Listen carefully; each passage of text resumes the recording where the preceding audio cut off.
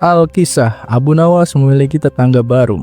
Orangnya sangat baik, murah hati, dan tak segan-segan membantu siapa saja yang membutuhkan. Hal inilah yang membuat Abu Nawas kagum kepadanya. Namun, ada satu hal yang tidak diketahui oleh Abu Nawas maupun warga sekitar. Ternyata tetangganya itu adalah seorang penyembah berhala. Dia sengaja menyembunyikan keyakinannya agar tetap bisa tinggal di kota Baghdad. Sebab pada waktu itu Baginda Raja membuat larangan keras bagi siapa saja yang menyembah berhala. Barang siapa yang ketahuan akan dihukum dan diusir dari Baghdad. Seiring berjalannya waktu, rahasia tetangga Abu Nawas itu pun terbongkar. Para warga yang mencurigainya langsung melapor ke Abu Nawas.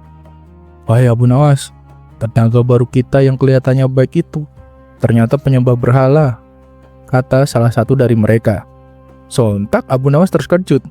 "Ah, yang benar saja. Apa kalian punya bukti?" "Kemarin malam, kami tak sengaja lewat di depan pintu rumahnya.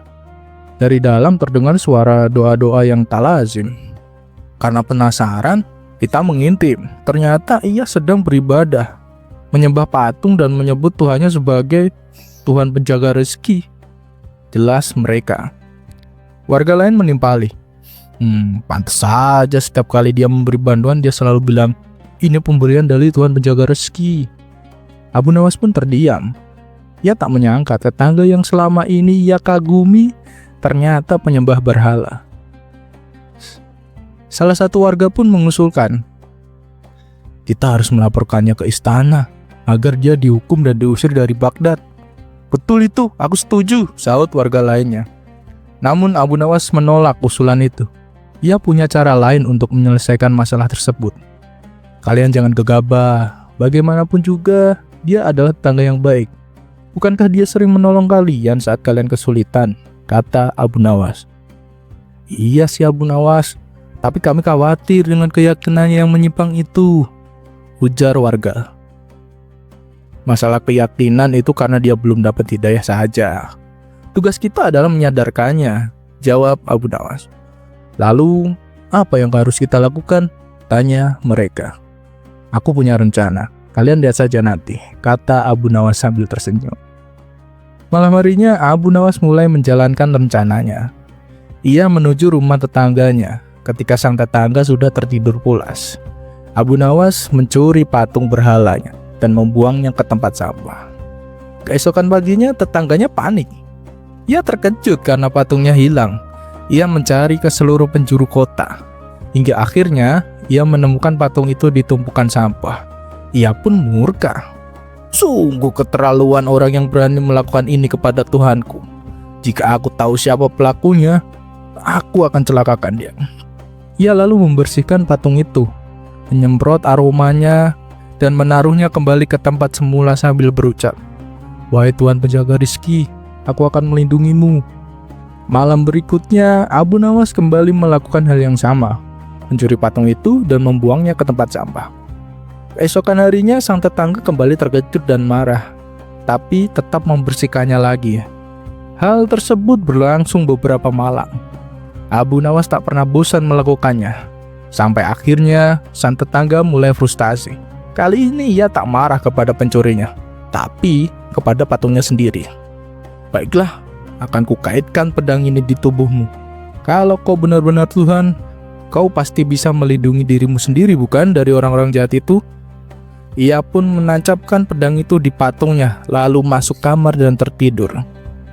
Malam itu Abu Nawas kembali menjalankan aksinya. Saat melihat patung tersebut dililit pedang, ia justru mendapat ide yang lebih usil. Ia mengambil seekor katak, lalu ia menancapkan tubuh katak itu ke pedang di patung tersebut. Kemudian ia membuang patung beserta bangkai katak itu ke tempat sampah seperti biasa. Pagi harinya, sang tetangga kembali mencari patungnya dan menemukannya di tumpukan sampah. Kali ini ia benar-benar terkejut karena ada bangkai katak yang tertancap di pedang yang ia pasang di patungnya. Ia termenung dan berkata, "Ini tak masuk akal. Tuhan kok kalah sama katak? Masa Tuhan bisa dikalahkan makhluk selemah ini?" Akhirnya ia sadar, Tuhan yang selama ini ia sembah hanyalah patung buatan tangan manusia. Sejak saat itu ia mulai mempelajari ajaran agama Islam. Di sanalah ia menemukan kebenaran tentang Tuhan yang sesungguhnya, Tuhan yang Maha Kuasa dan berhak disembah. Kemudian dengan disaksikan Abu Nawas dan para warga, tetangga itu pun masuk Islam dengan hati yang penuh kesadaran.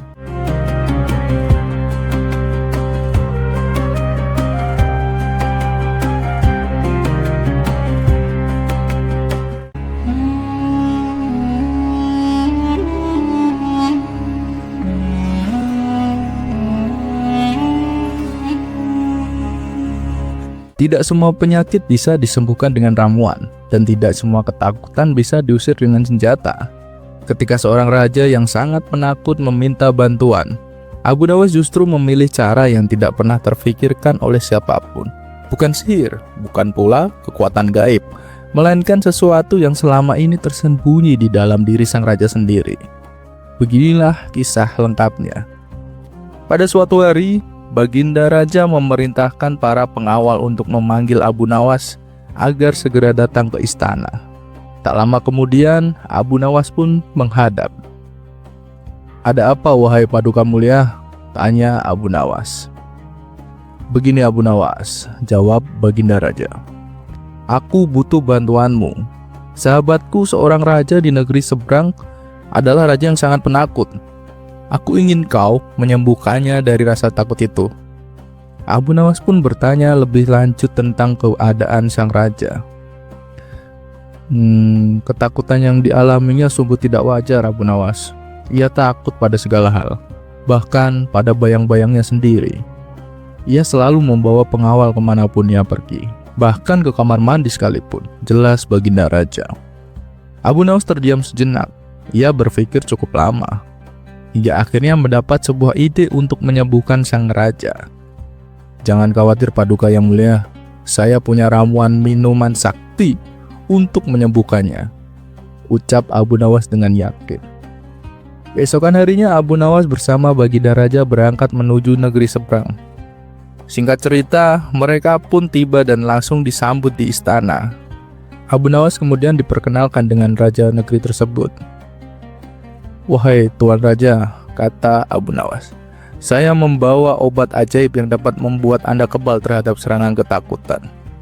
Sang raja yang merasa tertarik pun langsung menyetujui untuk mencoba ramuan dari Abu Nawas. Abu Nawas lalu menyerahkan sebotol air minum kepadanya. "Minumlah ini setiap pagi dan malam. Dalam 1 bulan, Tuan akan menjadi raja yang penuh keberanian. Dengan meminum ini, akan hadir kodam yang senantiasa menjaga dan melindungi Tuan," jelas Abu Nawas. "Oh iya? Mana kodamnya? Kenapa aku tidak bisa melihatnya?" tanya sang raja penasaran. Tuan tidak akan bisa melihatnya, tapi ia akan selalu bersama Tuan," jawab Abu Nawas meyakinkan. Sebulan kemudian, Abu Nawas kembali mengunjungi sang raja. "Bagaimana perasaan Tuan sekarang?" tanya Abu Nawas. Raja itu tersenyum bangga. "Sekarang saya tidak takut lagi pada apapun, bahkan berani berjalan sendirian di malam hari," ujarnya dengan percaya diri. "Wah, itu hebat sekali," kata Abu Nawas. "Tahukah Tuan, minuman yang saya berikan itu sebenarnya hanya air putih biasa, dan tidak ada kodamnya sama sekali. Keberanian Tuan sesungguhnya datang dari dalam hati Tuan sendiri, dan dari kepercayaan diri Tuan sendiri." Mendengar itu, sang raja terdiam, lalu ia mengangguk pelan. Ia baru menyadari bahwa keberanian sejati tidak dapat dibeli dan tidak dapat diminum, melainkan tumbuh dari keyakinan dari dalam diri sendiri. Sejak saat itu, ia pun mulai belajar mengatasi rasa takutnya tanpa bergantung pada ramuan ajaib apapun.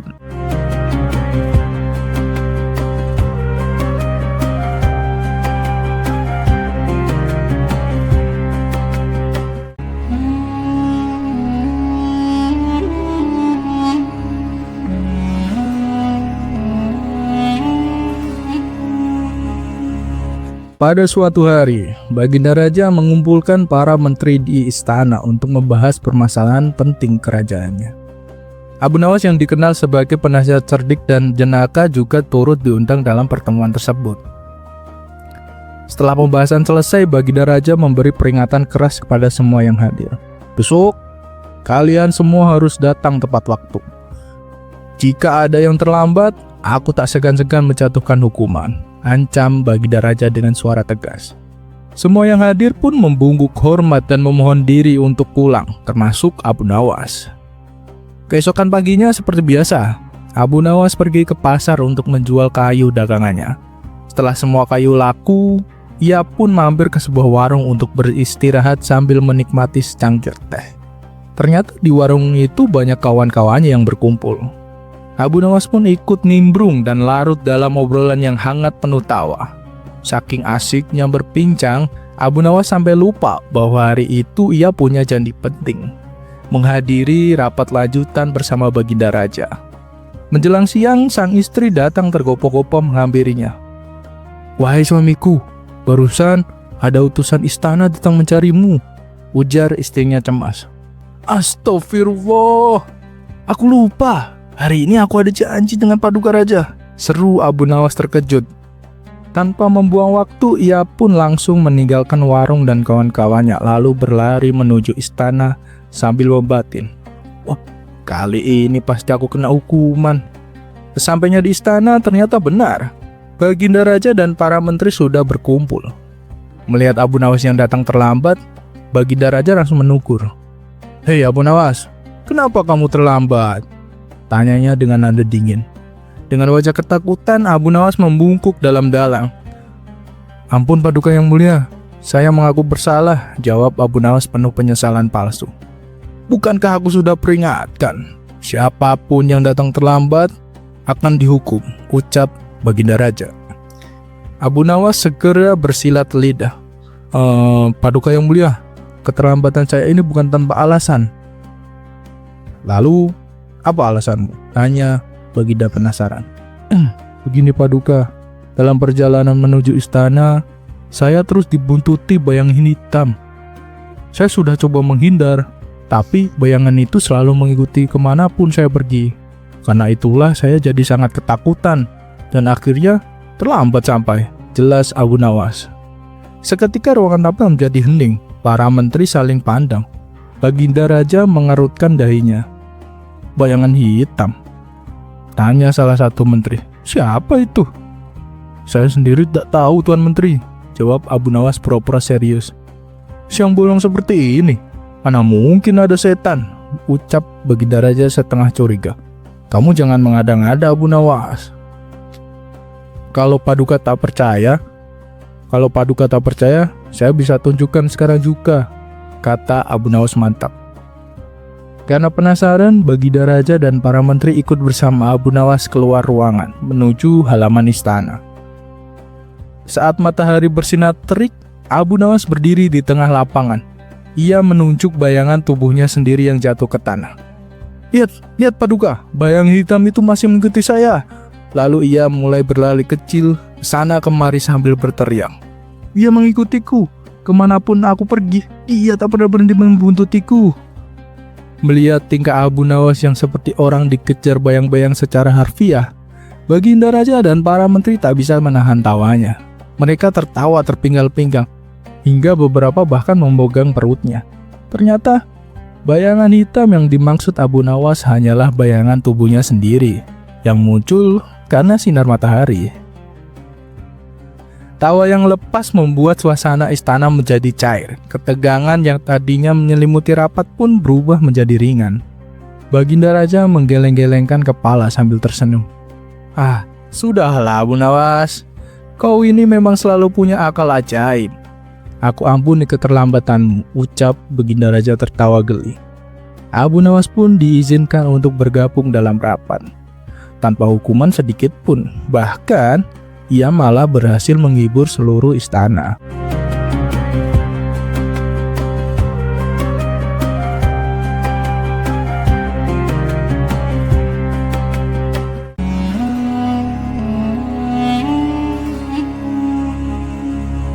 Suatu hari, hakim pengadilan bingung dengan dua orang ibu yang berebut seorang bayi.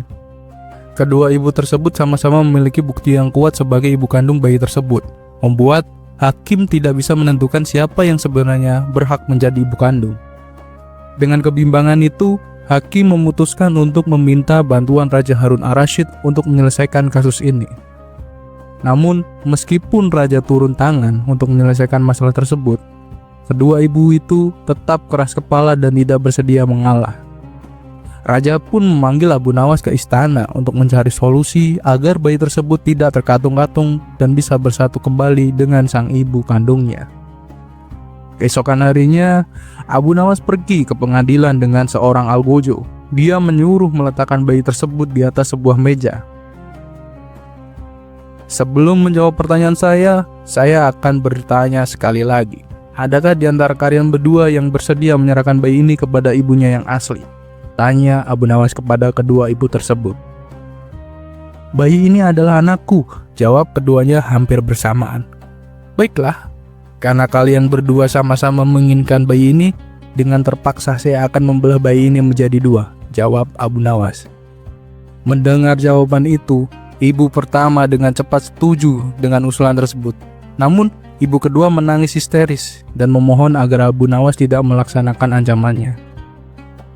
Tolong, jangan belah bayi itu, serahkan saja kepada wanita itu. Aku rela asalkan dia tetap hidup, isaknya. Setelah mendengar jawaban itu, Abu Nawas dapat menyimpulkan siapa ibu kandung sebenarnya dari bayi itu.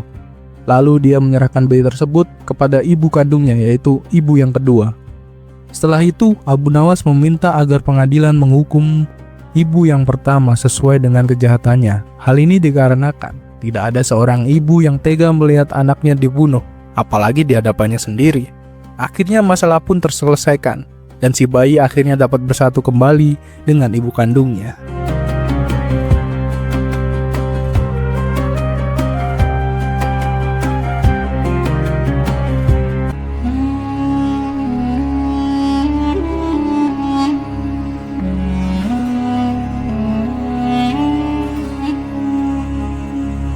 Semua orang bermimpi menjadi kaya atau pejabat istana. Di hadapan kemewahan dan kekuasaan, Abu Nawas justru melihat sesuatu yang sering luput dari perhatian orang-orang besar.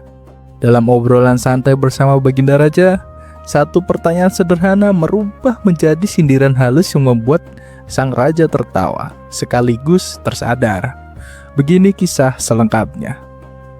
Di sela-sela waktu senggangnya, Baginda Raja duduk santai bersama Abu Nawas. Ketika mereka sedang asik berbincang kesana kemari, terlintas di benak Baginda Raja sebuah pertanyaan yang selama ini membuatnya penasaran. Abu Nawas,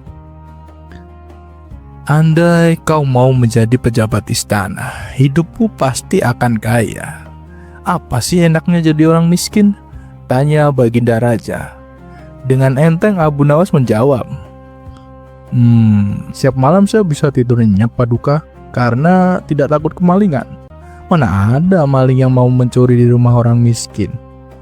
Jawaban spontan itu membuat Baginda Raja tertawa lepas. Sekarang gantian saya yang bertanya Paduka. Apa sih enaknya jadi orang kaya? Tanya Abu Nawas. Tentu saja banyak Abu Nawas. Apapun yang kau inginkan pasti bisa terbeli. Bisa menyuruh orang miskin melakukan sesuatu untuk dikerjakan, jawab Baginda Raja. Kalau begitu, lanjut Baginda Raja. Apa tak enaknya menjadi orang miskin, wahai Abu Nawas? Banyak Paduka, orang miskin seperti saya ini seringkali keinginannya tidak tersampaian dan jarang sekali makan hidangan yang enak-enak, jawab Abu Nawas jujur.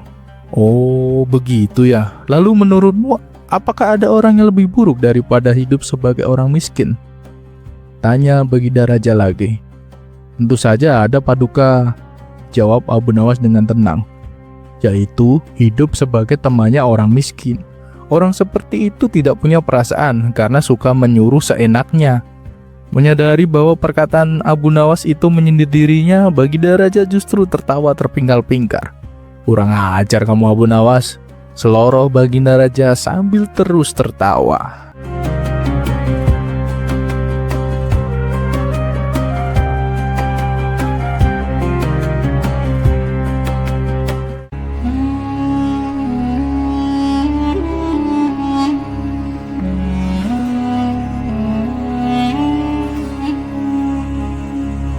Suatu ketika, Baginda Raja kedatangan 3 orang tamu dari desa.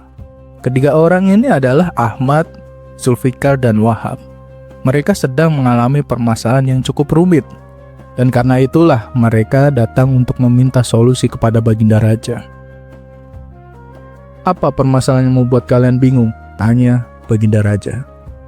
Salah satu dari mereka, Ahmad, menjawab, "Paduka yang mulia, saya mempunyai 3 ekor kambing betina dan teman saya, Zulfikar, mempunyai 1 ekor kambing jantan.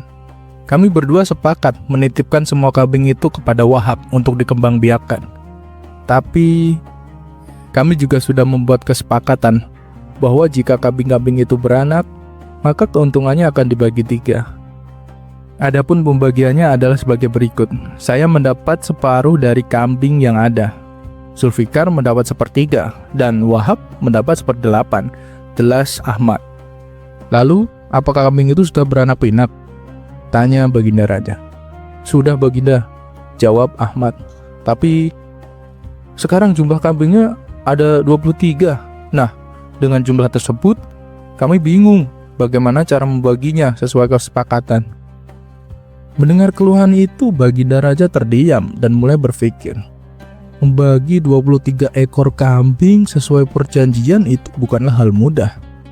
Jika Ahmad mendapat setengah, berarti ia mendapat 11,5 ekor. Zulfikar yang mendapat 1/3 berarti memperoleh 7/2/3 ekor. Dan Wahab yang mendapat 1/8 berarti hanya mendapat 2/7/8 ekor.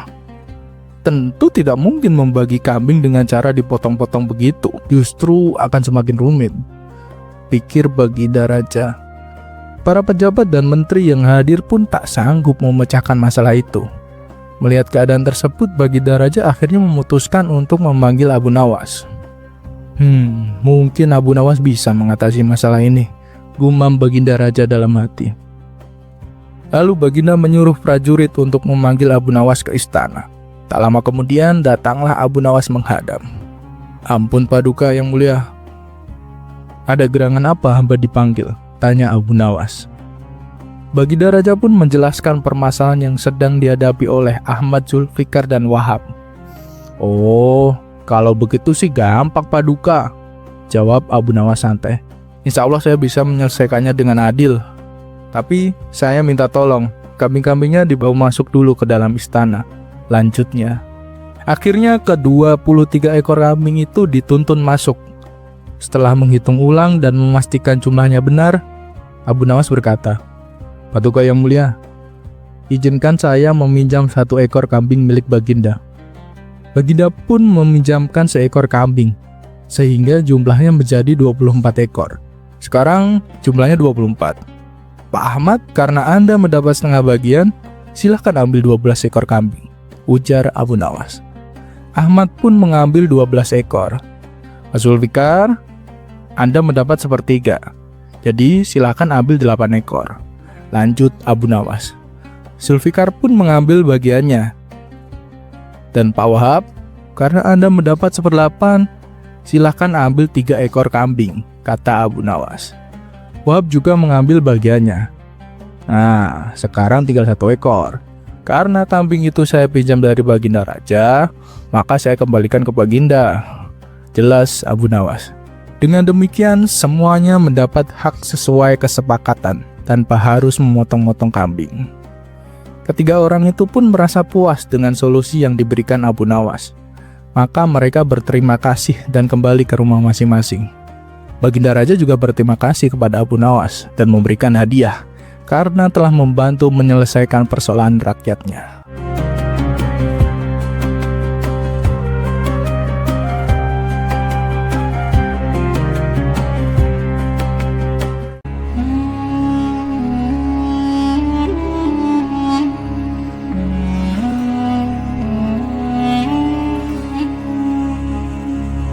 Al-Kisah, Abu Nawas memiliki usaha baru. Ia membuat berbagai macam perlengkapan dapur seperti wajan, periuk, dan sejenisnya. Namun dari usaha yang dijalankannya, ia hanya memperoleh sedikit keuntungan. Beda halnya dengan kawan-kawannya yang mengelola kebun sayuran, mereka justru memperoleh hasil yang berlimpah. Meski demikian, Abu Nawas tetap bersyukur atas rezeki yang ia dapatkan. Pada suatu hari, kawan-kawan Abu Nawas berkumpul di sebuah warung, tempat biasa mereka nongkrong bersama.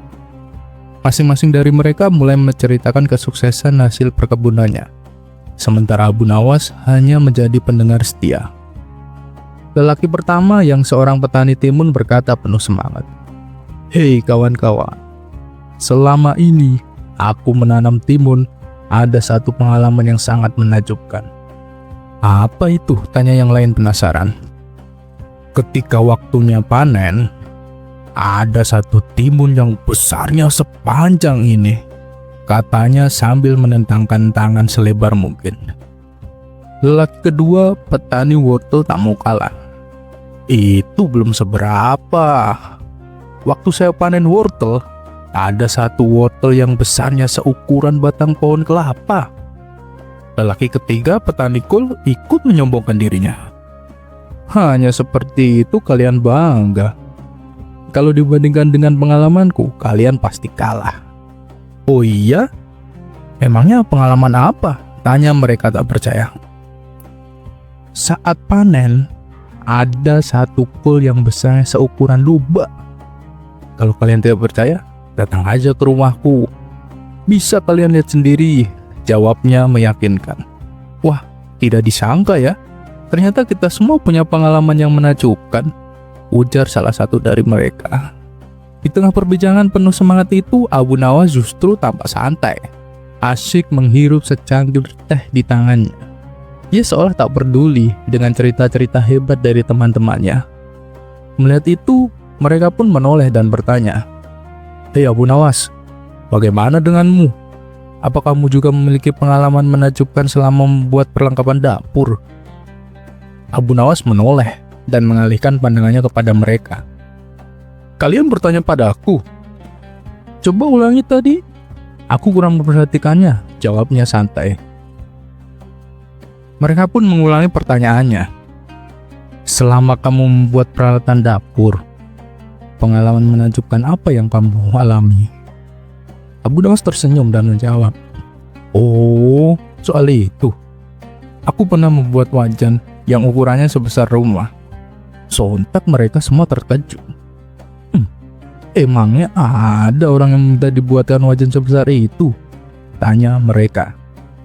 "Tentu saja ada," jawab pendek Abu Nawas. "Kalau memang ada, lalu untuk apa wajan sebesar itu?" tanya mereka makin penasaran. "Ya, untuk memasak sayuran kalian yang ukurannya tidak masuk akal," jawab Abu Nawas sambil tersenyum lebar. Mendengar itu, mereka pun tertawa terpinggal-pinggal hingga tak bisa berkata apa-apa lagi.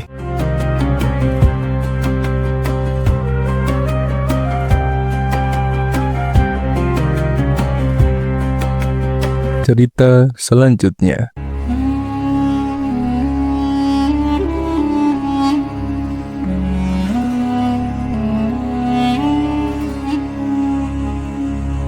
Beginilah humor Abu Nawas ketika diminta untuk menghitung jumlah bintang di langit, dan berikut cara menghitungnya, yang membuat Raja Harun Ar-Rasyid beserta rakyatnya tak bisa membantah. Pagi itu Raja Harun Ar-Rasyid sedang galau. Ia berjalan mondar-mandir ke kamar pribadinya. Sambil asik merenung, terlintas sebuah pertanyaan di benaknya. Berapakah jumlah bintang di langit, dan bagaimana cara menghitungnya? Siang harinya Raja Harun Ar-Rasyid membuat sayembara. Barang siapa yang bisa menghitung jumlah bintang di langit dan memberitahukan cara menghitungnya, maka ia akan memberikan beberapa koin emas sebagai hadiahnya. Pamflet pengumuman sayembara disebarkan ke seluruh penjuru wilayah kerajaan oleh petugas istana. Banyak yang penasaran tentang isi pamflet tersebut, sehingga berbondong-bondong warga mengerumuni. Beberapa orang sangat ingin berpartisipasi. Sayembara tersebut terbuka bagi siapapun kecuali Raja Harun Ar-Rasyid. Ia akan memimpin jalannya sayembara. Tiba saatnya sayembara dimulai, bertempat di lapangan luas sebelah istana Raja Harun Ar-Rasyid. "Siapa yang bersedia maju duluan?" tanya Raja. Tanpa diduga, peserta pertama adalah komandan pengawal istana. Ia berjalan menuju arah Raja dengan langkah tegap dan santai. "Berapa jumlah bintang di langit, wahai komandan pengawal istana?" tanya Raja. Jumlah bintang di langit itu jutaan, wahai Baginda, jawab komandan pengawal istana dengan tegas. Bagaimanakah caramu menghitung? Raja kian penasaran. Komandan pengawal istana diam. Beberapa saat kemudian, geleng-geleng kepala sambil melirik raja. Raja Harun ar-Rasyid mempersilahkan komandan pengawal istananya untuk duduk kembali. Siapa lagi yang ingin mengikuti sayembaraku? Silahkan maju, ucap raja. Kemudian seorang pedagang kain sutra melangkah ke arah raja sambil membenahi pakaian yang kurang rapi.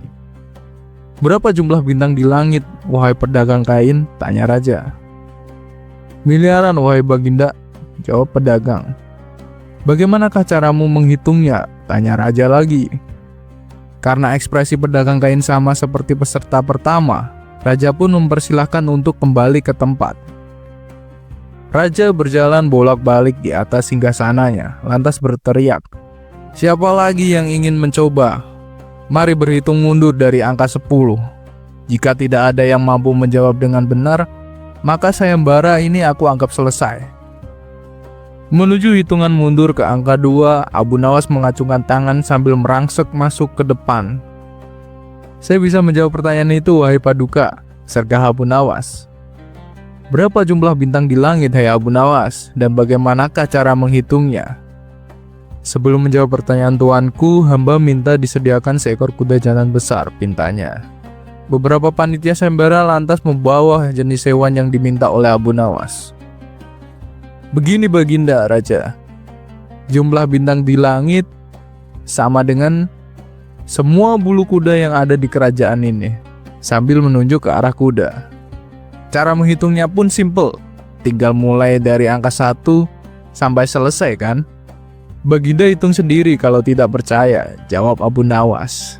Kerumunan peserta pun saling pandang satu sama lain. Beberapa saat kemudian hening menyelimuti sayembara tersebut.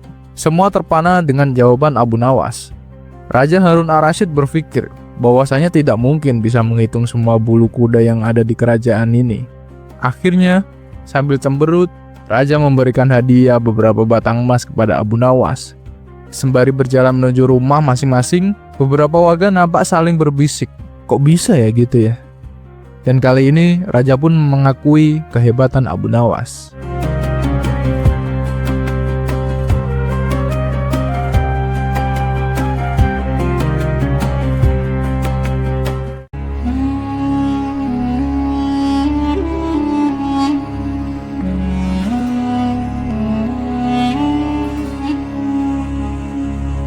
Di suatu sore yang cerah, Abu Nawas terlihat mengendarai kuda pergi menuju warung untuk berkumpul bersama kawan-kawannya. Sesampainya di sana, warung tersebut terlihat ramai, tidak seperti biasanya. Di sebelah tempat duduk kawan-kawan Abu Nawas, ada beberapa anak muda yang juga sedang berkumpul. Abu Nawas pun menghampiri kawan-kawannya dan duduk bersama mereka. Sementara itu, sekumpulan anak muda di sebelah tampak asik mengobrol, diselingi canda dan tawa. Suara obrolan dan tawa mereka yang terdengar keras agak mengganggu Abu Nawas dan kawan-kawannya. Salah satu kawan Abu Nawas berkata, "Pemuda zaman sekarang, minim sopan santun. Sudah tahu banyak orang tua di sebelahnya, tapi suara mereka tidak direndahkan." Abu Nawas membalas, "Sudahlah, namanya juga anak muda. Kita sebagai orang tua harus lebih bijak dan arif." Yang lain menimpali, "Benar apa yang dikatakan Abu Nawas. Orang tua memang lebih arif daripada anak muda." Sekumpulan anak muda di sebelahnya merasa tidak terima mendengar hal itu. Salah satu dari mereka berkata, "Kalian para orang tua memang lebih arif, tapi kami anak muda jauh lebih kuat dari kalian." Kawan-kawan Abu Nawas sependapat dengan ucapan si pemuda, tapi Abu Nawas berbeda pendapat. Ia sama sekali tidak setuju. "Kata siapa? Menurutku tua atau muda sama saja tenaganya.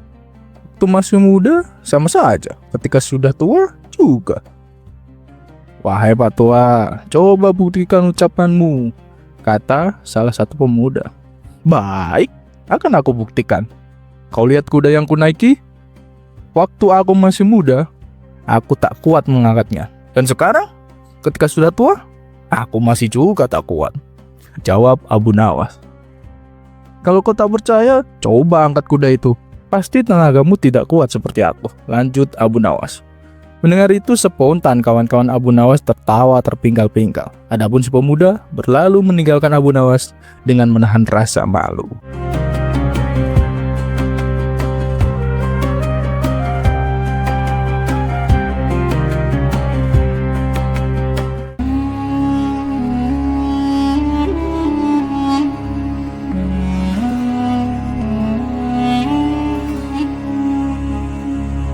Suatu hari Abu Nawas membuat kehebohan di kota Baghdad.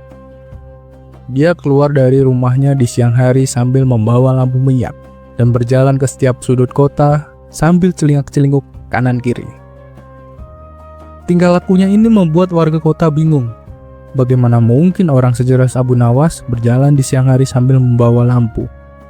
Beberapa orang mulai membicarakannya, menganggap Abu Nawas mulai gila. Mereka berkata, Abu Nawas pasti sudah kehilangan akalnya, dan Raja Harun ar-Rasyid pasti malu memiliki staf yang gila seperti Abu Nawas. Namun, Abu Nawas tidak peduli dengan semua omongan orang itu. Keesokan harinya, dia keluar lagi, bahkan lebih pagi, dengan lampu minyak masih setia di tangannya. Dia tetap berjalan sambil memperlihatkan tingkah yang sama. Pada hari ketiga, beberapa orang mulai merasa tidak sabar dengan tingkah Abu Nawas. Undang-undang Baghdad melarang orang gila berkeliaran karena dianggap berbahaya. Maka Abu Nawas ditangkap dan dibawa ke istana. Beberapa musuh politik Raja Harun ar-Rasyid bahkan merasa senang dengan kejadian ini, karena mereka bisa menggunakan kegilaan Abu Nawas untuk merusak reputasi raja. Raja Harun ar-Rasyid sendiri merasa malu. Dia memanggil Abu Nawas dan bertanya dengan nada keras, Abu Nawas, apa yang kamu lakukan dengan membawa lampu di siang hari? Abu Nawas menjawab dengan tenang, saya mencari neraka paduka yang mulia. Raja Harun ar-Rasyid merasa semakin yakin bahwa Abu Nawas sudah gila. Namun, Abu Nawas tak gentar. Dia meminta agar semua orang yang menangkapnya dikumpulkan di depan istana. Setelah berkumpul, Abu Nawas berkata, wahai kalian yang mengaku waras, apakah kalian tidak menganggap orang lain yang berbeda pikiran dengan kalian sebagai munafik? Dan apakah kalian tidak mengatakan bahwa mereka sesat dan akan masuk neraka? Orang-orang itu menjawab, benar. Dengar itu Abu Nawas bertanya kembali, jika saya munafik, sesat, dan akan masuk neraka, di manakah neraka itu? Dan siapakah yang memiliki neraka itu? Orang-orang mulai merasa kebingungan. Mereka menyadari bahwa mereka tidak memiliki hak untuk menentukan siapa yang masuk neraka.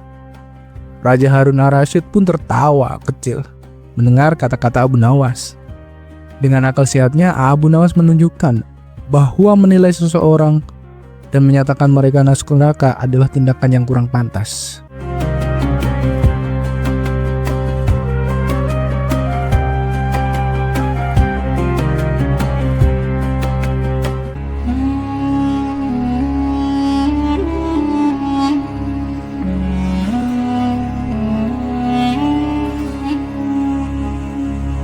Ia datang dengan keyakinan penuh, menantang Abu Nawas untuk berdebat tentang Tuhan. Mengaku tak percaya pada apapun yang tak bisa dilihat. Tamu asing itu merasa dirinya telah menang sebelum debat dimulai. Namun ia tak menyangka pertanyaan sederhana dari Abu Nawas justru membuat seluruh keyakinannya runtuh perlahan.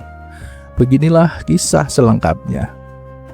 Pada suatu hari, ketika Abu Nawas sedang duduk di depan rumahnya, datanglah seorang tamu asing yang ingin mengajaknya berdebat. Tamu tersebut ternyata seorang ateis. Apakah kamu yang bernama Abu Nawas? Tanya tamu asing itu. Ya benar. Ada perlu apa kau mencariku?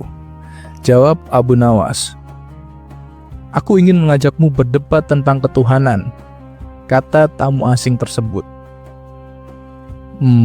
Memangnya kau tak percaya adanya Tuhan? Tanya Abu Nawas. Tentu saja aku percaya, sebab aku adalah seorang ateis, jawabnya singkat. Oh, begitu. Jadi, kau terlahir dari keluarga ateis? Tanya Abu Nawas memastikan. Tidak, keluargaku penganut agama yang taat. Tidak, keluargaku penganut agama yang taat, tapi aku memilih jalanku sendiri. Karena menurutku Tuhan hanyalah hasil imajinasi manusia. Padahal sebenarnya nggak ada Tuhan, jelas tamu asing tersebut. Sejak kapan kau menjadi ateis? Tanya Abu Nawas lagi. Sekitar 2 tahun yang lalu, jawabnya. Baru 2 tahun, jawab Abu Nawas tersenyum tipis. Berarti kau masih pemula. Lebih baik cari lawan debat yang sepadan. Hei, jangan meremehkanku, seru tamu asing tersebut. Meskipun baru 2 tahun, sudah banyak yang kalah berdebat denganku. Oh, baiklah, kata Abu Nawas dengan tenang. Kalau kau memang memaksa, aku terima tantanganmu. Tapi, sebelum debat dimulai, ada satu syarat. Jika kau bisa menjawab pertanyaanku, maka debat akan kita lanjutkan. Silakan, apa pertanyaannya? Jawab tamu asing dengan penuh percaya diri. Abu Nawas pun bertanya, kau tahu, seekor kuda, seekor sapi, dan seekor kambing, ketiganya sama-sama makan rumput. Tapi kotoran kambing berbentuk pelet bulat-bulat, kotoran sapi lembab dan datar, sedangkan kotoran kuda berbentuk gumpalan. Menurutmu, mengapa hal itu bisa terjadi? Tamu asing itu langsung terdiam. Ia berpikir cukup lama, namun akhirnya menyerah. Ya, aku mengaku tak tahu, katanya. Tapi apa hubungannya dengan debat kita? Abu Nawas tersenyum lalu berkata, apakah kau merasa sudah layak berdebat tentang Tuhan yang maha suci, maha mulia, maha bersih? Sedangkan soal kotoran saja kau tak tahu. Mendengar jawaban itu, tamu asing hanya bisa terdiam. Dalam hatinya ia mengakui, orang ini benar-benar cerdas. Aku harus mencari cara lain untuk menghadapinya. Akhirnya ia berkata, baiklah, kalau begitu, ajari aku tentang ketuhanan agar aku bisa yakin bahwa Tuhan itu memang ada. Abu Nawas pun mulai menjelaskan. Apa kau percaya jika ada perahu yang tiba-tiba terbentuk tanpa ada yang membuatnya? Oh, itu tidak mungkin, jawab tamu asing. Lalu, apa kau percaya jika ada sebuah rumah yang tiba-tiba terbentuk tanpa ada yang membuatnya? Itu juga mustahil, jawabnya lagi. Begitu pula dengan alam semesta, jelas Abu Nawas. Tidak mungkin ia ada dengan sendirinya, tanpa ada yang menciptakan. Dan siapa lagi jika bukan Tuhan yang maha segalanya? Tamu asing mencoba membantah. Itu bisa saja terjadi karena fenomena alam, sedangkan perahu dan rumah memang harus dibuat lah. Abu Nawas tersenyum. Contoh yang kusebutkan hanyalah batas kemampuan manusia. Manusia bisa membuat rumah dan perahu, tapi tak mungkin menciptakan alam semesta. Sebab ada yang jauh lebih hebat dari manusia itu sendiri, yaitu Dia yang menciptakan seluruh alam dan makhluk. Namun, tamu asing masih bersikeras. Aku tetap tak percaya, belum ada bukti nyata bahwa Tuhan itu ada. Setauku tidak ada makhluk yang lebih hebat dari manusia. Abu Nawas menatapnya lalu bertanya, kalau gitu, bisakah manusia menghindar dari kematian? Dari mana datangnya kematian itu? Mungkin manusia bisa memperbaiki rumah yang roboh. Mungkin bisa menambal perahu yang bocor. Itu batas kemampuan manusia. Tapi apakah manusia bisa memastikan dirinya tidak mati? Tentu tidak, karena manusia tidak berkuasa atas dirinya sendiri. Abu Nawas berkata lagi, manusia pasti menua lalu mati, seperti rumah dan perahu. Sekuat apapun, suatu saat pasti akan rusak. Begitu pula manusia, jasadnya akan hancur dan hanya menyisakan tulang belulang. Semua itu adalah bukti adanya Tuhan yang maha mengatur kehidupan dan kematian. Mendengar penjelasan itu, tamu asing terdiam lama, hatinya terguncang. Perlahan, ia mulai meninggalkan keyakinannya sebagai seorang ateis.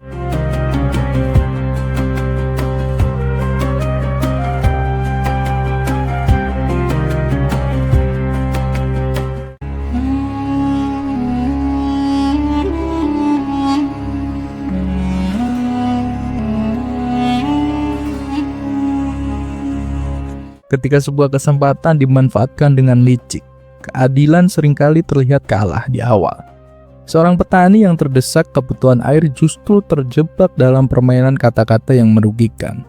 Namun ia lupa satu hal, kelicikan hanya akan bertahan sampai bertemu kecerdikan Abu Nawas. Begini kisah selengkapnya. Alkisah, ada seorang petani yang memiliki ladang di perkebunan. Ladang itu biasanya ia gunakan untuk menanam sayur-sayuran dan berbagai tanaman lainnya. Namun pada tahun itu musim kemarau melanda cukup panjang. Sang petani pun kebingungan mencari sumber air sebab tahun-tahun sebelumnya ia selalu mengandalkan hujan untuk mengairi tanamannya. Di sebelah ladang miliknya terdapat sebuah sumur dengan air yang melimpah. Melihat hal itu, si petani pun berinisiatif untuk membeli sumur tersebut. "Wahai kawan, bolehkah aku membeli sumur milikmu?" tanya si petani. "Boleh, asal harganya cocok," jawab si pemilik sumur.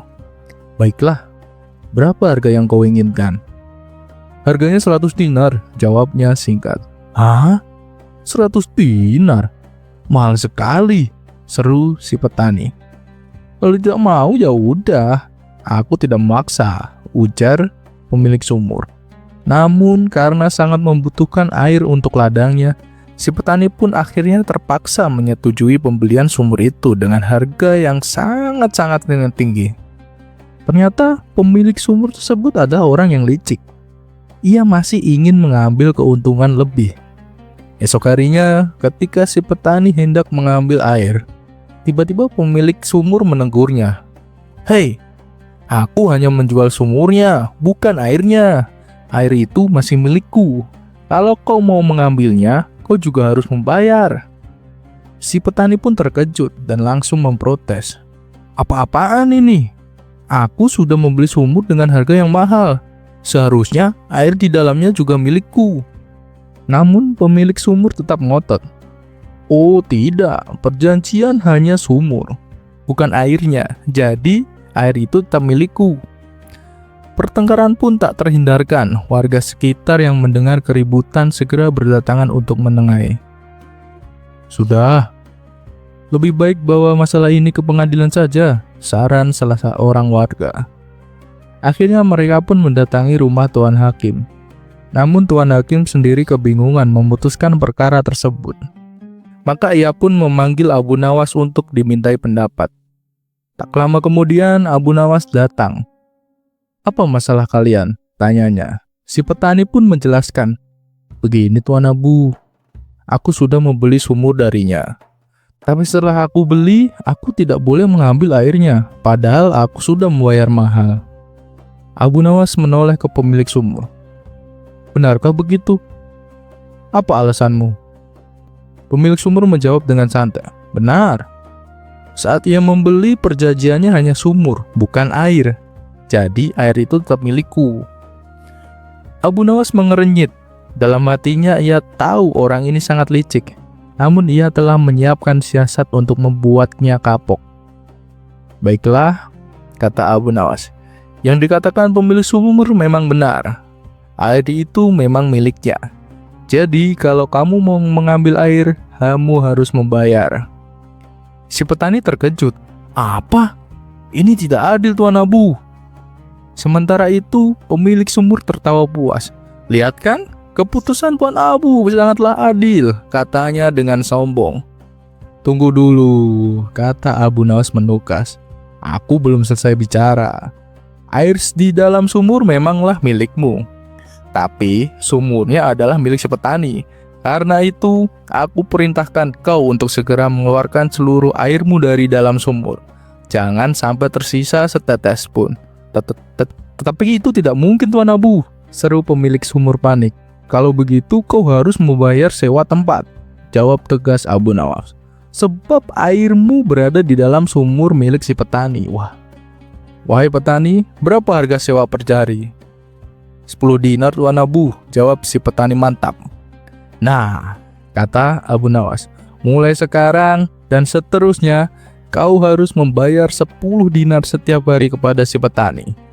Si pemilik sumur pun langsung pucat pasi. "Ini tidak masuk akal. Kenapa aku harus membayar sewa tiap hari?" "Ya, itu terserah padamu," jawab Abu Nawas dengan tenang.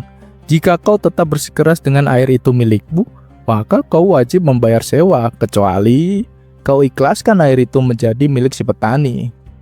Akhirnya dengan wajah kecewa pemilik sumur pun menyerah. Baiklah, air itu biarlah menjadi miliknya. Si petani pun tersenyum lega. Awalnya ia mengira Abu Nawas tidak adil. Namun ternyata semua itu hanyalah siasat untuk memperdayai pemilik sumur yang licik. Berkat kecerdikan Abu Nawas, rencana jahat itu pun gagal total.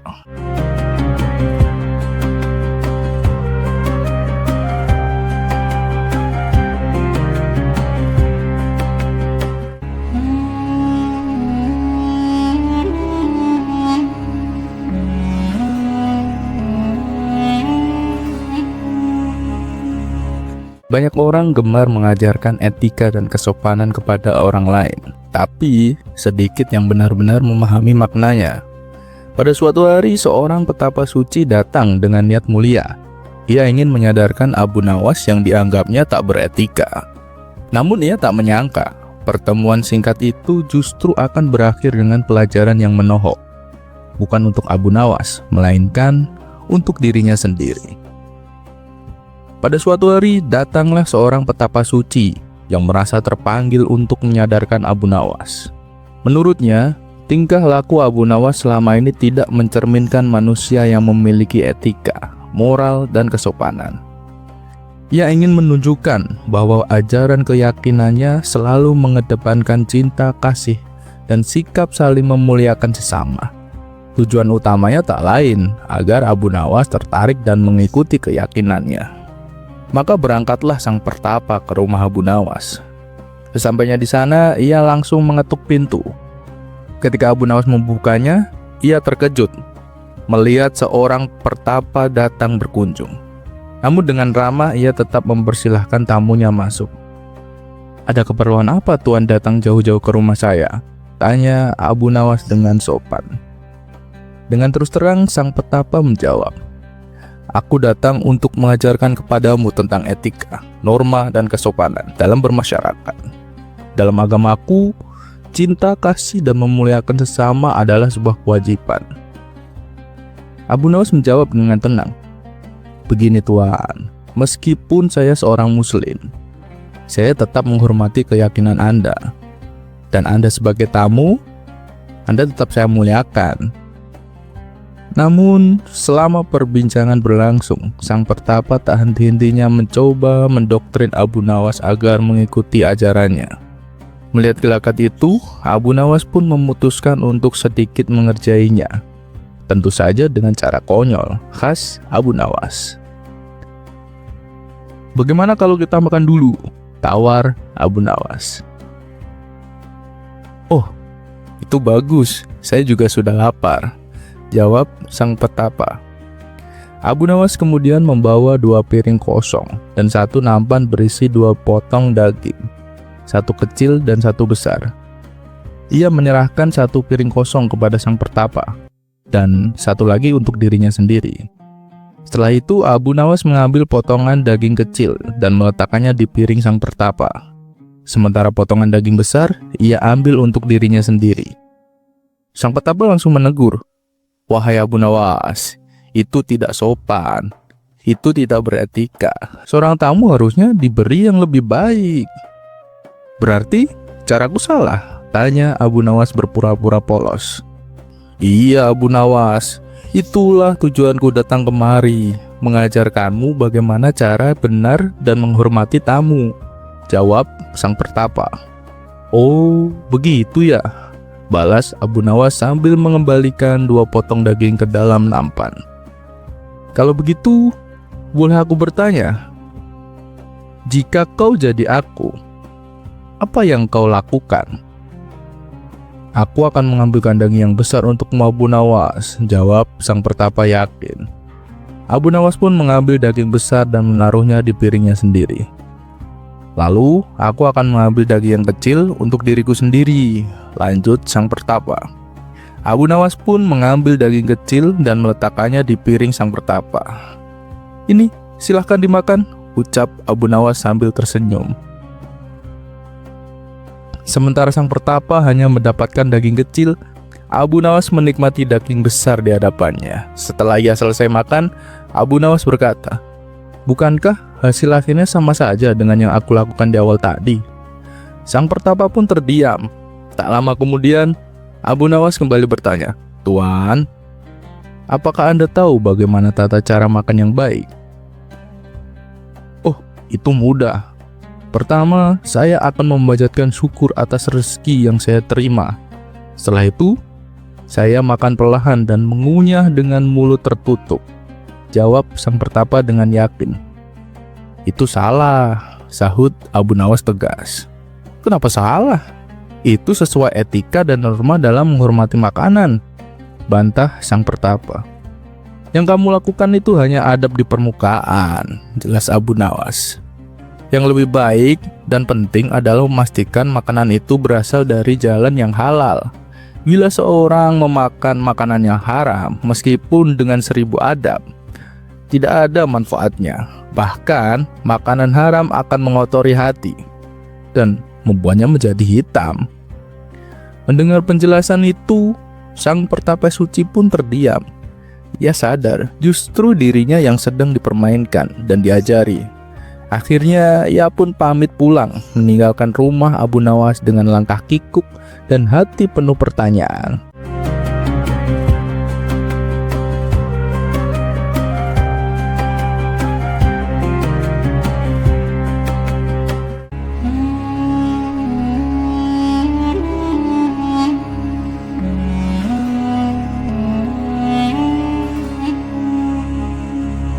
Maraknya praktik dukun pesugihan di kota Baghdad semakin merajalela. Banyak orang mendatangi dukun meskipun harus membayarnya dengan tarif yang cukup mahal. Tapi alih-alih usahanya menjadi sukses, yang ada malah banyak yang gulung tikar. Meski demikian, tak sedikit orang yang masih mempercayai dukun pesugihan. Hal ini membuat Abu Nawas menjadi resah. Maka, ia berinisiatif datang ke istana dan melaporkannya kepada Baginda Raja. "Paduka yang mulia, rakyat Baghdad sekarang banyak yang mendatangi dukun pesugihan. Paduka harus menindak dukun-dukun itu segera," lapor Abu Nawas. Namun, reaksi Baginda Raja justru menjadi bumerang bagi Abu Nawas. "Masalah ini aku serahkan kepadamu, wahai Abu Nawas. Kau harus bisa menyelesaikannya. Aku beri kamu waktu seminggu untuk menyadarkan rakyatku. Kalau sampai gagal, kau yang akan aku hukum," ancam Baginda Raja. Sontak Abu Nawas terkejut mendengarnya. Tapi apa mau dikata, Abu Nawas sudah terlanjur melaporkannya. "Tapi Paduka, mengapa hamba yang menjadi sasaran?" "Hamba hanya melaporkannya," ujar Abu Nawas. "Aku tidak mau tahu. Pokoknya kamu harus bertanggung jawab. Kalau kau menolak tugas ini, kau akan tetap mendapat hukuman," tegas Baginda Raja. Akhirnya dengan berat hati Abu Nawas menerima tugas tersebut. Ia pun kemudian pamit pulang. Setibanya di rumah, Abu Nawas terus memikirkan bagaimana caranya menyelesaikan tugas yang diberikan oleh Baginda Raja. Setelah merenung lama, ia pun mendapatkan ide cemerlang. Keesokan harinya, Abu Nawas pergi ke pasar untuk membeli sebuah kandang yang ukirannya sangat indah. Kandang tersebut ia gunakan untuk menaruh burung miliknya. Kemudian ia sesumbar kepada orang-orang bahwa burung yang ada di dalam kandang bukanlah burung sembarangan. Oleh karena itu, Abu Nawas memperlakukannya dengan penuh istimewa. Setiap hari ia membeli minyak wangi yang mahal hanya untuk mengolesi burung miliknya. Perilaku tersebut tentu saja membuat orang penasaran dan ingin mengetahui apa keistimewaannya. Suatu ketika, saat Abu Nawas pulang dari pasar, beberapa orang menghampirinya dan bertanya, "Wahai Abu Nawas, sebenarnya apa sih keistimewaan burungmu itu?" Abu Nawas menjawab, "Burung itu bisa memberikan uang kepada pemiliknya sebanyak yang dia inginkan." Akhirnya dalam waktu sehari, kabar tentang burung ajaib milik Abu Nawas langsung menyebar ke seluruh penduduk Baghdad. Ada yang mempercayainya, ada pula yang tidak percaya. Lantas, untuk membuktikan rasa penasaran mereka pun berbondong-bondong mendatangi rumah Abu Nawas. Setibanya di sana, mereka mendapati Abu Nawas sedang duduk di depan rumah, memperlakukan burungnya dengan penuh istimewa. "Hei Abu Nawas, apa benar burung milikmu bisa memberimu uang?"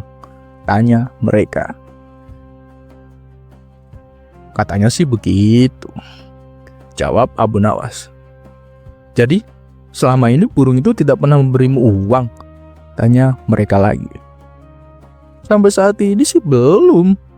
Tapi aku yakin suatu saat dia pasti akan memberiku uang sebab aku memperlakukannya dengan istimewa," jawab Abu Nawas. "Tahuilah Abu Nawas, usahamu itu sia-sia. Mana mungkin seekor burung bisa memberimu uang?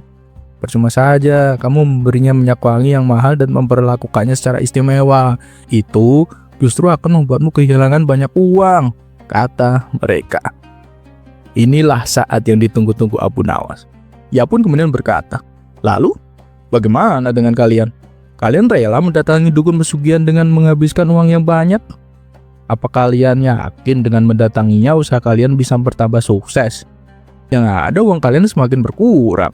Karena untuk membayar dukun tersebut, saya masih mending lebih berharap kepada burung karena bagaimanapun dia tidak akan berbohong. Dengan kalian, dukun yang kalian datangi bisa berbohong, bahkan bisa menipu kalian," jelas Abu Nawas. Setelah mendengar penjelasan Abu Nawas, mereka pun tersadar akan kekeliruannya. Sejak saat itu, mereka sudah tak lagi mendatangi dukun pesugihan. Akhirnya dalam kurang waktu seminggu, Abu Nawas berhasil menyelesaikan tugas yang diberikan Baginda Raja. Seperti biasa, atas keberhasilannya, Baginda Raja memberi hadiah berupa pundi-pundi uang.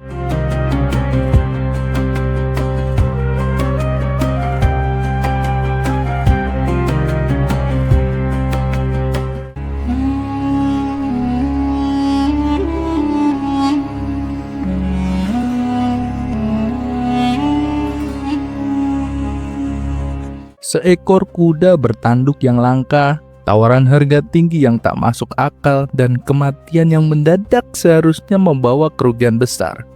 Namun, di tangan Abu Nawas, musibah itu justru berubah menjadi ladang keuntungan. Apa sebenarnya rencana Abu Nawas hingga seekor kuda mati pun bisa mendatangkan ratusan dinar? Mari kita simak ceritanya. Dikisahkan, Tuan Hamid baru saja membeli seekor kuda yang sangat unik. Kuda tersebut memiliki tanduk di kepalanya, sesuatu yang sangat langka. Kejadian ini pun membuat heboh warga desa. Mereka berbondong-bondong datang ke rumah Tuan Hamid untuk melihatnya, termasuk juga Abu Nawas. "Wah, kudanya unik sekali. Iya, kudanya sangat indah," puji para warga. Melihat kuda itu, Abu Nawas langsung menawarnya dengan harga 100 dinar. Tawaran tersebut sangat tinggi, sebab biasanya seekor kuda hanya dihargai sekitar 5 dinar. "Kau serius Abu Nawas?" tanya Tuan Hamid memastikan. "Tentu saja, tapi kau bersedia menjualnya atau tidak?" balas Abu Nawas. "Mendapatkan uang sebanyak itu, tentu saja," sahut Tuan Hamid penuh semangat. "Baiklah Tuan Hamid, besok aku akan datang lagi, dan aku akan membayar sekaligus mengambil kudanya," ujar Abu Nawas. Namun, nasib sial menimpa Tuan Hamid.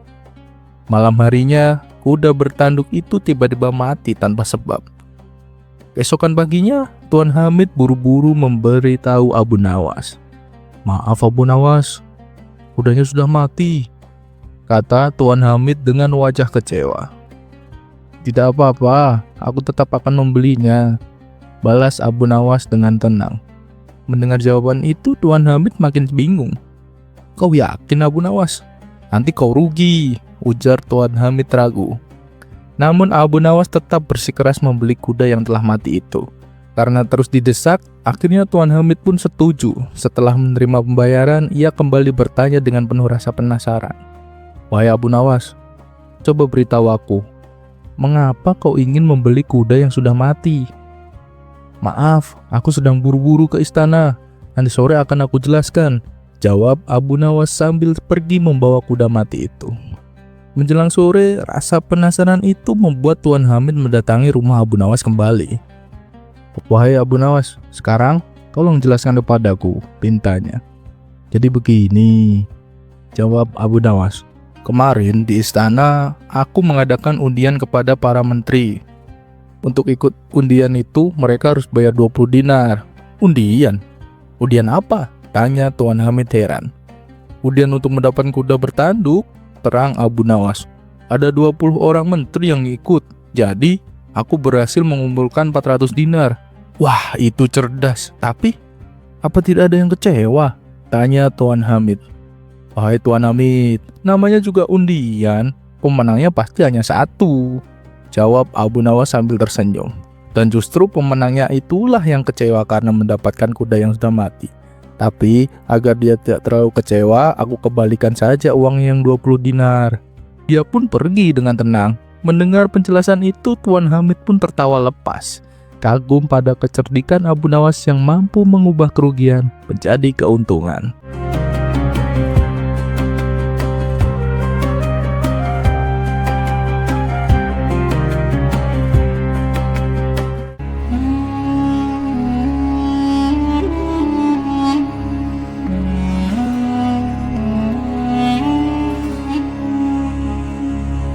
Sudah menjadi rahasia umum bahwa Abu Nawas sering menjadi bahan ejekan dan permainan Baginda Raja. Kadang dijebak dengan pertanyaan-pertanyaan sulit, kadang juga disuruh melakukan hal-hal yang mustahil. Tapi entah bagaimana, Abu Nawas selalu lolos dengan kecerdikannya. Namun kali ini ia punya rencana balas dendam yang cukup nyeleneh. Sudah cukup aku dijadikan bahan hiburan.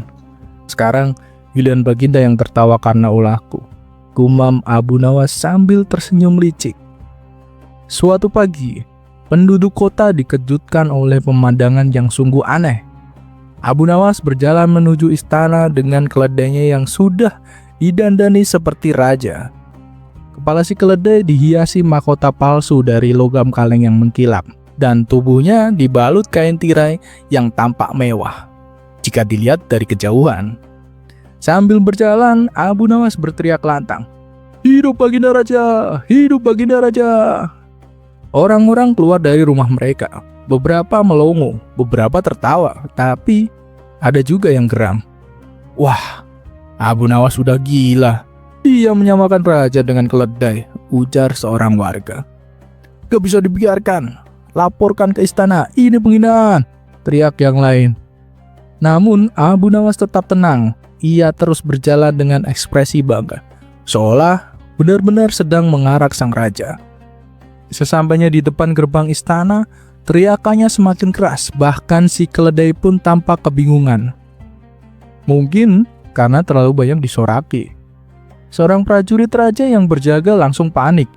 Ia lari ke dalam dan menghadap Baginda Raja. "Paduka yang mulia, ini gawat. Abu Nawas ada di gerbang istana dan ia meneriakkan nama Paduka sambil membawa seekor keledai yang memakai mahkota." Baginda Raja mengangkat alis. "Lalu, apa masalahnya? Dia rakyatku, bukankah itu bentuk pujian?" Tapi Paduka, keledai itu didandani seperti raja. Orang-orang bilang dia menyamakan Baginda dengan seekor keledai." Wajah Baginda Raja langsung berubah menyerah padam. "Kurang ajar. Suruh tangkap dia sekarang juga dan bawa ke hadapanku. Kali ini dia tak akan lolos begitu saja." Dan tak butuh waktu lama, Abu Nawas digiring masuk ke dalam istana. Meski dijaga ketat oleh para prajurit, ia tetap tersenyum santai. Bahkan keledainya pun ikut masuk dengan langkah pelan seperti pejabat tinggi. Di hadapan Baginda Raja yang murka, Abu Nawas membungkuk sopan. "Hai Abu Nawas," bentak sang raja. "Apa maksudmu semua ini? Berani-beraninya kau menyamakanku dengan seekor keledai?" Abu Nawas tetap tenang. Dengan suara lembut, ia menjawab, "Ampun Paduka yang mulia, saya tidak berniat menyamakan Paduka dengan keledai. Saya justru ingin menunjukkan betapa besarnya kecintaan saya kepada Paduka. Karena itu, saya dandani keledai saya dengan kain terbaik dan mahkota yang indah sebagai simbol penghormatan saya sebelum menyebut nama Paduka." Ia melanjutkan, "Dan saya pun mengenakan pakaian terbaik saya hari ini. Karena bagi saya menyebut nama Baginda adalah sebuah kehormatan yang pantas dirayakan. Bahkan oleh keledai sekalipun." Baginda Raja sempat terdiam. Para penasihat mulai saling pandang, berbisik-bisik. Tak yakin apakah Abu Nawas sedang memuji atau menyindir. Lalu, tiba-tiba Baginda Raja tertawa terbahak-bahak. "Hahaha, dasar Abu Nawas, mulutmu seperti pedang yang dilapisi madu. Ia bangkit dari singgasananya lalu berkata, kau memang menyebalkan, tapi terlalu cerdik untuk dihukum. Kali ini aku maafkan, tapi lain kali jangan coba-coba keledai itu dijadikan penasehat kerajaan ya. Semua orang yang hadir ikut tertawa. Abu Nawas pun pamit sambil menepuk keledainya pelan. Tenang saja Paduka, dia terlalu jujur untuk jadi penasehat.